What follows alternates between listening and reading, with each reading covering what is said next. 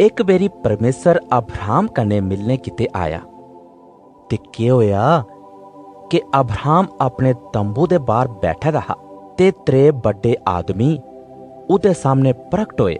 जदों अब्राहम ने उन्हें की दिखया ते ओ झटपट उंदे कश गया ते उंदे अगे मत्था टेकिए अर्ज कीती, महाराज मेहरबानी करिए मिकी सेवा दा मौका दियो, मेरे कश आओ, रुट्टी खाओ ते थोड़ा चिर बसां भी करी लो।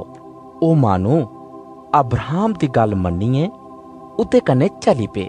फ्ही अब्राहम ने अपनी घरेआली सारा की गलाया कि तौले तौले रुट्टी बना। जदों रुट्टी तैयार होई गई ते अब्राहम ने उंदे अगे रखी ते अप्पू उंदी सेवा च खड़ोता दा रेहा। फिर परमेसरे अब्राहम की गलाया, अगले बार तेरी घरेआली सारा की तेरे थमां एक पुत्तर होग। सारा अंदर बैठी दी ही। जदों उन्हें इस गल्ला की सुनिया ते हसी पई ते सोचना लगी कि मेरी नहीं बुढ़ी जनानी भी जागत जम्मी सकती है।